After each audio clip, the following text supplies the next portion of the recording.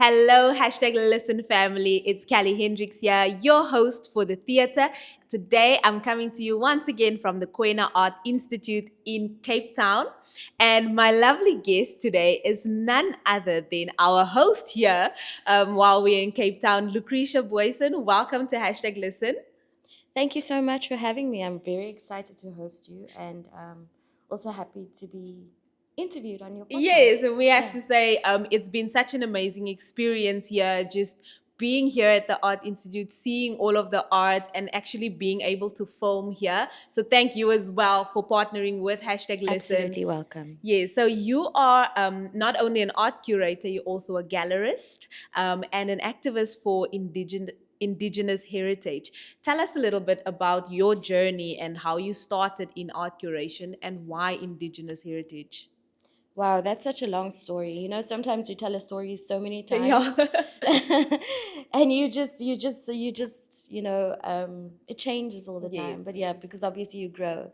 But I started over a decade ago Sure. with heritage preservation Mm-hmm. activism, and it's all started from a need in myself Yeah. to find ways of celebrating who I was as an Sure. individual Yes, and yes. who I was as a Korean San descendant. Mm-hmm. And so I started with fashion. I posted videos or pictures of myself on social media. Yeah. Social media is such a powerful tool. Sure. Yeah. And I realized it then already. Yes, yes. So I posted a picture of myself in traditional clothes Mm-hmm. on Heritage Day. Yeah. And it went viral on social Sure. media. So at the time, it was mainly Facebook and people from Namibia everywhere. Yeah. Namibia, Botswana, all over South Africa was, messaging me and asking me, but where did you get this from? And Yes, that yes. time I was just trying to celebrate myself, Sure. you know. Yeah. It was something that I did for myself Mm-hmm. because I didn't see people Yes. um, openly Yeah. express Yes, and that's right. celebrate their culture on Mm-hmm. Heritage Day, especially people that come from our background. Yes. True. And so then people were asking me where I got the clothes. Yeah. And then I was like, I'm gonna use this as an opportunity. And I started a clothing brand called Kwai Koi. Mm-hmm. And I started selling clothes Yeah. inspired by Indigenous Oh, culture. sure. And later on, I started doing Indigenous food experiences. Sure. So Yeah. I would take ancient Mm-hmm. cooking methods Yeah. and marry it with traditional and contemporary ways of Sure. cooking. Sure. So Yeah. I used to do social markets. I used to Mm-hmm. sell food at social markets. And then I started doing more wholesome experiences Yeah. because Yeah. I loved um, not modernizing, Mm-hmm. but evolving. Yes. What indigenous means in the contemporary Yeah. context. Yeah. I wanted to be an indigenous person of today, Yeah. not an Sure. indigenous person that looks like we are still supposed to be Yes. running around in Yeah. Yeah. nature, and complete respect to our fellow people that are still Mm-hmm. honoring wearing traditional clothes or living a traditional Yes. lifestyle. Yes. But as a contemporary individual, I want to express myself today and Yes. in the now. So then I wanted to, or then I started with doing experiences. So I Mm-hmm. would take culture, Yeah. art, music, and I'd find beautiful spaces. Sure. And then I turned that space into a space of experience. So Mm-hmm. you would have maybe some poetry, indigenous music, art mixed with food, and then Sure. pairing that with wine. Fine. Yeah. So it would be maybe a 2 or 3 day experience. Very beautiful, very classy, Yeah. because I love classiness. And so I was doing experiences in Cape Yeah. Town. I was doing it I started in Joburg, then Eastern Cape. Then I said, let me try Western Cape. And I Sure. went to Google, trying to Mm-hmm. find little places to do an Indigenous experience. Anyway, and I found this little place called the Pop Up Shop, Yeah. and it is a building of good hope. Sure. It was That's what sold me to the Mm-hmm. place, because it was this little cute little space nestled in observatory, and it was a building of good hope. And I was Yeah. like, I'm going to Cape Town. It's a building of good hope. It was a pop-up art gallery. This is perfect Yeah. because just the hope part Yes. got Yes. me. Anyway, so we planned an exhibition with the artist that I was working with, and it was called Indigenous. Yeah. We did the exhibition and left. And so when we left, probably 2 weeks later, the owner of the building called me and said, Lucretia, you know that was the highest selling exhibition Sure. that we've had in the history Wow, that's of this amazing. place. Yeah. And he asked me, would you ever consider something more permanent? And I thought about it for, I think, a whole 2 weeks. Sure. And I packed up my life and I decided to open the Institute. Sure. And since then, we now have a space at Seven Sisters Vineyards, and had to obviously close because now we're at the castle of Kmed. Yes. But just going back, I think I just missed a very important part of my journey. So while I was still doing the food and heritage experiences, I used to do a lot of activism. So I used to work with a lot of, cultural bodies and language activists, every part. Political, cultural, language, everything was a bit too much for me. And I wanted to focus heritage preservation in a way that was more welcoming. And I decided to look at art, because I am a creative myself. I love the process of creation. I love ideation becoming reality. So that's where I started. And then while I was doing the activism, I actually got a guy who called me up and he said, "Hi, Lukretia, my name is Stanley Grootboom." And I was like, "Hi, sir, how are you doing?" And he's like, "No, I'm well." And he's like, "So I'm an artist. I have my own gallery, but I also have a representative agent, gallerist. Sure. And I would like you to represent me." Wow. And at the time, I had no clue what that of meant. what that meant or what the art sector looked like. But he was like, "I think that you would be best suited for my work because I create Indigenous art." And I thought about it and I said, "Okay." And he was like, if you represent me, I will leave the gallery that I'm with today." Sure. And he did that.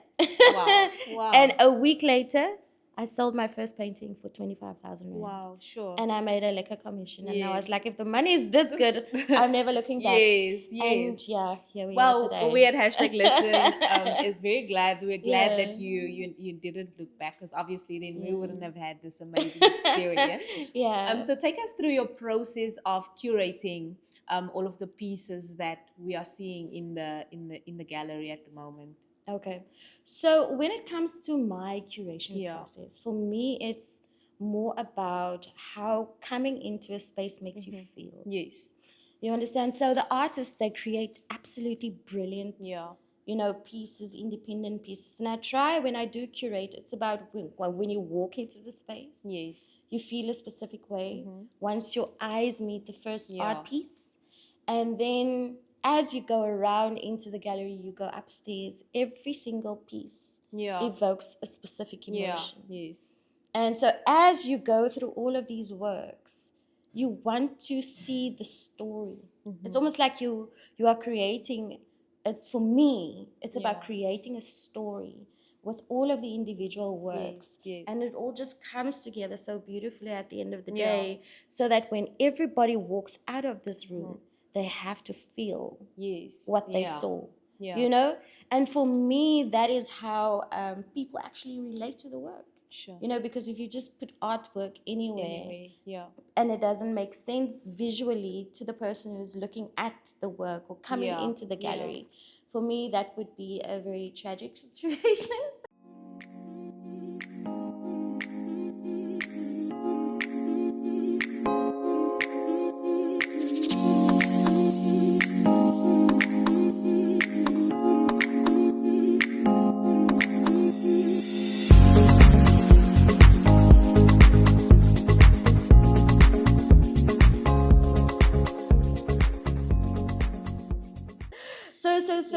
So that's my process. But the most important part is how I display and how the artwork is represented. Yes. Because the Institute is about selling art. Sure. That's why galleries exist, to sell the art and promote the artist's work. Yes. So for me, it's about how do I promote, for example, this beautiful sculpture by Marlene Liebenberg. Yeah. How does that come across, Yeah. to everyone that walks into the gallery? Yeah, and you also have events at the gallery, Yes. bringing in different people to come and have talks. Tell us about a bit more about that and how you use such events to promote, the Indigenous heritage and to try and preserve that. Okay, so we do quite a lot of cultural exchange, Indigenous education, Indigenous people's rights education in the space. And we also do a lot of creative, initiatives as well. So we've done Indigenous film screenings, Indigenous storytelling, Indigenous music, Indigenous theatre productions, small, single, one-man theatre productions. And we also have done, collaborations with museums. We currently do work with Iziko Museum often. Also, we've done education programs with Iziko museums. And so what really interests me is how do we make information accessible? Yeah. So a lot of our events, or most of our events, basically our talks and everything, is always free. Sure. Because we try and create accessibility of information. Because sometimes, whether we like it or not, information is not that accessible to people. So last year which we will be continuing this year, is Indigenous rights education. So we do UNDRIP, which is the United Nations Declaration of the Rights of Indigenous Peoples. So we have lectures every month from June until the end of the year, by a professional who will come and do the lectures. And it's just information sharing. And when we talk about Indigenous rights education, we don't just talk about being a Khoi or a San person. We talk about every single Indigenous person, because every single person has a set of rights. And it doesn't matter what race you are or where you come from. Indigeneity is a global thing. Everybody has a set of rights. So we like to speak to things that is not only like coming from a linear approach, because when people think about you do Khoi and San heritage preservation, they think that it's about this only. But for the Institute, it's more about how do we share and celebrate, and how do we also educate, and how do we work together, how do we build friendships, how do we build relationships.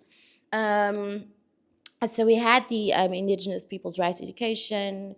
We've had multiple other programs that we also do, where we do cultural exchange or cultural immersion. Last year we hosted, I think, a group of, it was late the year, there's a lot of other stuff that we did, a group of about 48 to 49 individuals, who actual youth, who were young entrepreneurs and aspiring youth who are obviously building and developing their careers. So it was a partnership with an organization called Ripples of Hope.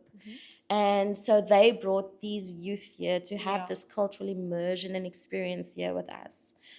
So it's about exchange. Now, right after we're done with this podcast, we have an exhibition where we are going to establish a relationship and friendship with Indigenous artists from the Philippines. So we have an exhibition that's going to be a one-week exhibition, just having the consulate and the Filipino community here, where we share art, where we have Garth Erasmus, Stanley Grootboom, and Pancho Piano from the Philippines, who's going to be exhibiting their artwork. So we're going to have a lot of fun things where we have topics, discussions, collaboration. So collaboration is a very big part of what we do as well. And then we do language classes this year. We have professional language teachers coming to teach 2 different Indigenous languages at the Institute. We might go what do you call this, hybrid, because we understand that not everybody can physically come to the space. But ideally we will have it in person as well as hybrid.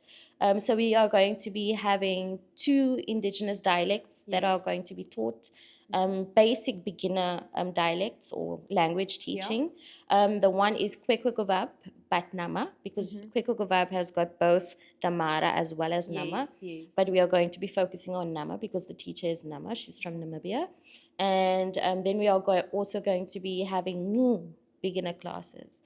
And Ngu is a critically endangered language, and there is one known fluent speaker of the language. And when I say one known fluent speaker, I mean that she speaks the language fluently. There are people who might know a couple of phrases, but she speaks it fluently. So it's Oma Katrina Iso. She's also from the Northern Cape, where you guys are from Uppington. And her granddaughter, Claudia Snyman, is going to be doing those classes. So all of that is, on our website. So yeah, we host a lot of programs, a lot of youth development. A big focus is on giving space to the youth and giving access to youth to a Koena Art Institute, where they would not otherwise, have had that access. So I'm very passionate about access. I'm very passionate about business. I'm very passionate about sales. And I'm also very passionate about collaboration and building bridges. So you mentioned Oma Katrina. Yes. Tell me, how do you involve the Indigenous community with all of the events and all of your art into all of your projects? Well, I'm of the Indigenous community. So usually people just come, because obviously we do as much marketing as we possibly can, but people always come. We are always supported by different kinds of communities at different times, because, the Indigenous Koena communities is rather complex. But that does not take away from the fact that, it doesn't matter if say, for example, we do UNDRIP education lectures, right? We'd have maybe 70 people in the room, because that's what interests them. So at all the programs that is attended is basically like any other program. People who are interested in said topic will come and support. And then you also mentioned that you've worked with the United Nations. Yes. And you traveled with to, I think, Switzerland? Yes. Tell us a little bit about that trip. Yeah, that was actually one of the best experiences that I've had. And I think that opened my eyes so much towards the rest of the world. When we talk about the topic Indigenous, being from South Africa unfortunately is still very, how can I say, race and segment orientated. So it's rather challenging at times to mitigate that. But once I got to Geneva, and I was lucky to be one of, I don't know how many applicants, and they were, for the first time in I don't know how many years, I think we're about 39 fellows from all around the world, all parts of the world. And I had the privilege of being exposed to the unique beauty and being educated on the global Indigenous landscape. So what that was for me, it gave me so much more insight on how to build a brand that will last. You understand? Because I think that sometimes we box ourselves and say, okay, cool, this is what I am, or this is what I'm going to do. But then you become almost like unalive to all of the other opportunities, or all the other communities and people that might have so much similar to yourself. And once you work together, you'll find these similarities and you can celebrate it together. So with the United Nations, it was amazing. And the craziest part about it is that I was headhunted. I didn't apply because I did go through the application process, but I got an invitation direct from their office. And I was like, when they sent me the mail, I was like, me? Wow. And I was like, why? And they're like, yes, you. Sure. And yeah, I did it, and I am ever so grateful. Sure. And that's one of the reasons why we are doing the Yeah. United Nations in Indigenous People's Rights Education. Yes. Because I feel like there's so much that so many people, you know, around South Africa needs to know about their rights. So we're continuing this year as well, from June until the end of the year. Every last Saturday of the month, we have Indigenous Rights Education, which is open for all. Sure. Yeah. And then you did mention your collaboration with the Filipino artist, but Yes. what other upcoming exhibitions and events are you hosting that you know our people watching and listening to this podcast can get involved in? Okay, so this year, we have a focus. So basically, let me just put it this way: the Koena Art Institute is really focused on the evolution of Indigenous art. That is our, how can I say, that is what we are. You know, we talk about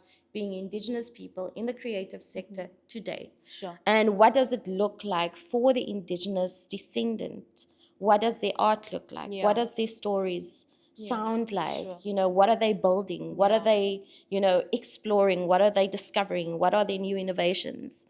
And we all do that all through art. But this year we are going to focus on something that's very, very, very important to me. It is mothers, the matriarchs. The women who teach, the women who transfer knowledge, the women who nurture. So our year will be Art of the Heart, Year of the Matriarch.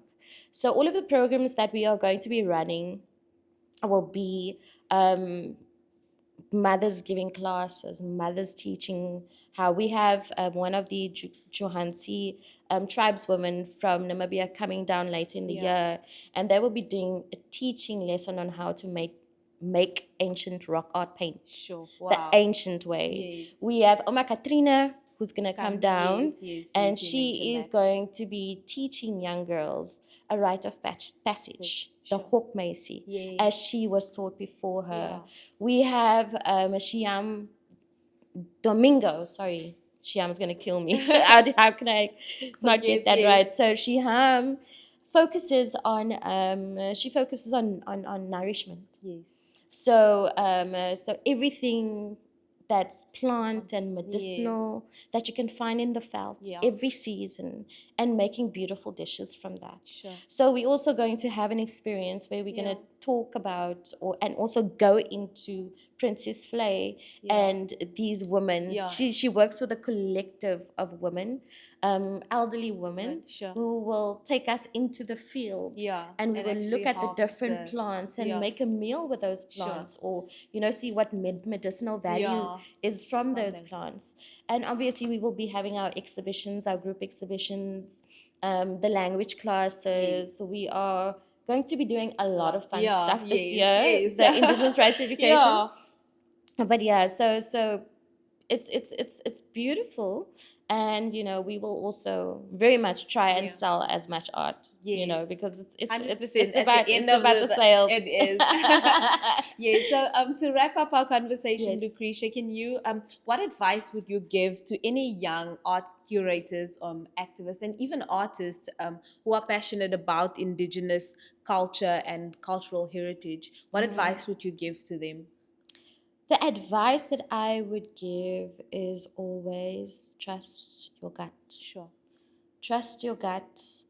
Be sure that you make relationships with people that you feel are good for you. Sure. And make sure that your values never get compromised in this process. Sure. And most importantly, make sure that you find sustainable ways of doing activism. Because in activism, who doesn't have a meal to eat?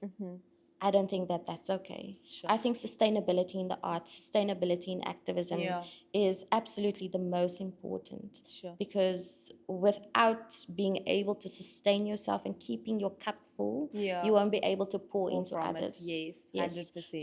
So I think that, you know, taking care of the self while you are doing, you know, your pursuits in heritage preservation and activism is very important. And make sure that you always do things from a point of love.